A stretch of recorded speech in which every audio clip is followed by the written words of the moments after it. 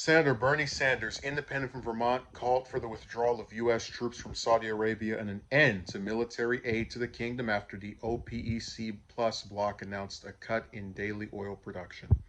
If Saudi Arabia, one of the worst violators of human rights in the world, wants to partner with Russia to jack up U.S. gas prices, it can get Putin to defend its monarchy.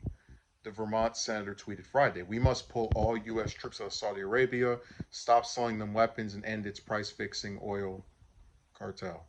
Sanders made similar comments Wednesday, tweeting the U.S. must end OPEC's illegal price fixing cartel, eliminate military assistance to Saudi Arabia, and move aggressively to renewable energy. Numerous congressional Democrats have similar reactions to the announcement, which is poised to counter sanctions on Russian oil and potentially drive up gas prices ahead of the midterm elections. Legislation introduced in the House by Representative Sean Casten, Tom Milanowski, and Susan Wild would remove U.S. troops and military hardware from Saudi Arabia and the United Arab Emirates, the UAE. Meanwhile, the OPEC Plus announcement has also prompted Senate Majority Leader Chuck Schumer to announce the Senate will continue the so-called NOPEC bill, which passed the Senate Judiciary Committee in May. The bill would alter antitrust law and U.S. lawsuits against OPEC plus member nations and their state oil companies, and potentially exposing both Russia's Lukoil and the Saudis' Aramco.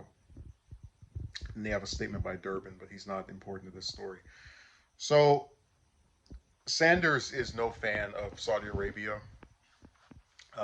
He's criticized them before for the Khashoggi murder and their genocide in Yemen, where they kill innocent kids for because their butt buddy government got kicked to the curb by the Houthi rebels, so they get revenge by killing innocent people.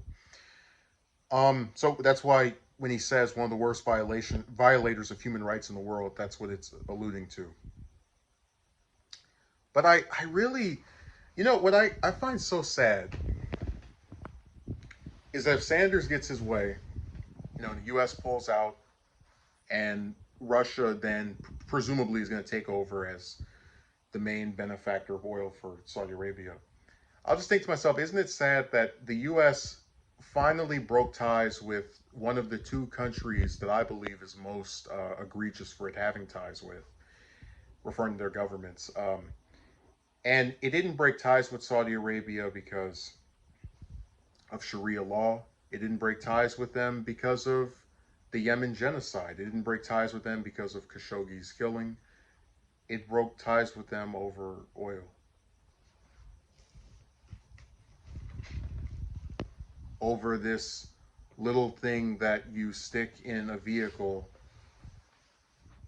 oil, gas, whatever. I mean, I just think it's so disturbing that if he gets his way, and I hope he does get his way, because I really don't think the U.S. should have anything to do with Saudi Arabia on the friendly aspects, so get all troops out of there, etc., etc. It's going to just show how we put gas and oil and all these other non-sentient things over human beings and their lives.